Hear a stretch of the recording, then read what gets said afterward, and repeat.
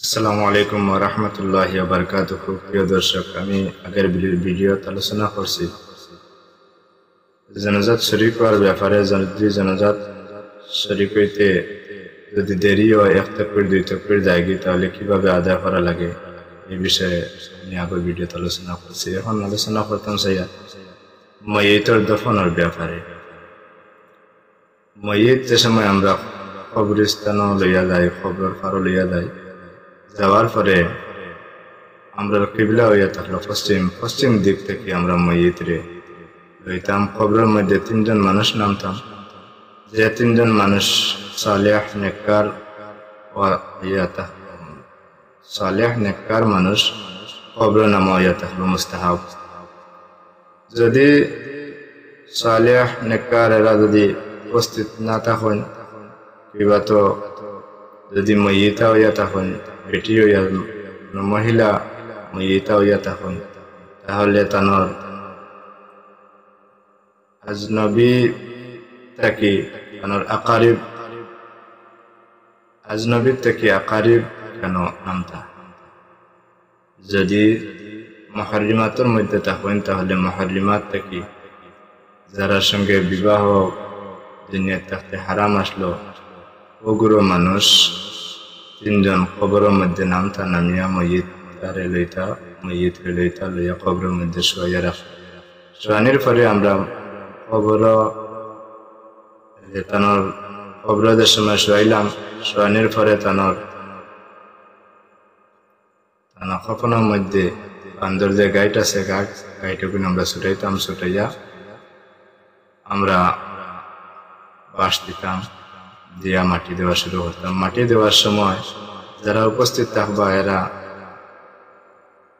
মাটি দিতা, পয়লাতে একবার দিতা দোয়াত দি, একবার দিতা যে মিনহা খালাকনাকুম হইয়া, বাদে আর একবার দিবা ফিহা নুঈদুকুম, বাদে আর একবার দিবা ওয়া মিনহা নুখরিজুকুম তারাতান উখরা হইয়া।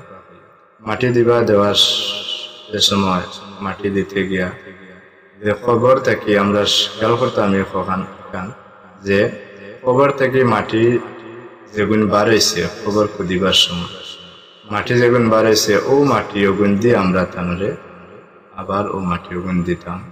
যদি সারা দেওয়া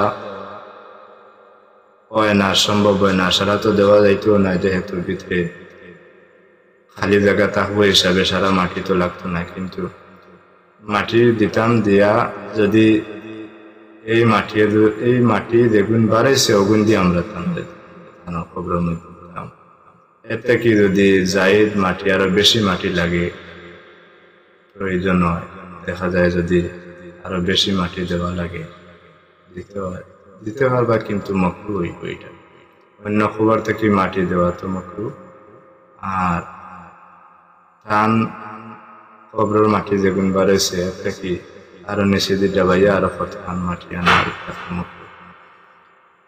এদিকে দিয়া আমরা খেয়াল করতাম, মাটি দেওয়ার আগে যদি মাইয়িতা হইয়া থাকেন, তাহলে কবর দেওয়ার সময় আমরা পর্দা করতাম।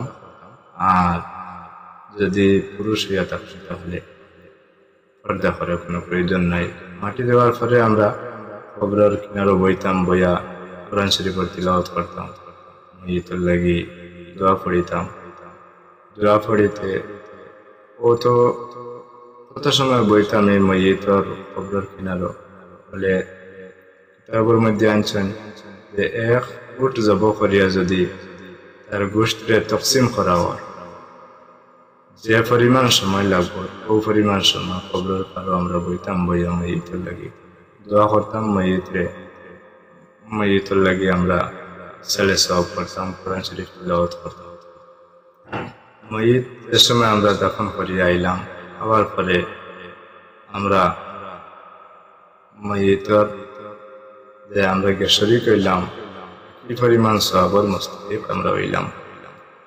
আল্লাহর হাবিব সাল্লাল্লাহু আলাইহি ওয়াসাল্লাম ফরমান, বুখারী শরীফের হাদিস, মান শাহিদা জানাজাতা হাত্তা ইউসাল্লিয়া ফালাহু কিরাতুন, মান শাহিদা হাত্তা তুদফানা কানা লাহু কিরাতান, আও কামা ক্বালা আলাইহিস সালাতু ওয়াসসালাম। নবী যে ফরমান, নবীজি সাল্লাল্লাহু আলাইহি সাল্লামে ফরমান যে মানুষের জানাজার মধ্যে শরীক হইব তার লাগি এক কিরাত পরিমাণ সওয়াব তার নামা আমলের মধ্যে আল্লাহ পাক রব্বুল আলামিন দান করবা। আর যে মানুষে জানাজা পড়িয়া দাফন করিয়া যে মানুষ আইব এই মানুষের লাগি 2 কিরাত পরিমাণ সওয়াব আল্লাহ পাক রব্বুল আলামিন তার নামা আমলের মধ্যে দান করবা। আল্লাহর হাবিব সাল্লাল্লাহু আলাইহি ওয়াসাল্লাম সাহাবায়ে কেরাম হলে ফরমাইলেন, ইয়া রাসূলুল্লাহ সাল্লাল্লাহু আলাইহি ওয়াসাল্লাম, কিরাত কি পরিমাণ? কিরাত এর পরিমাণ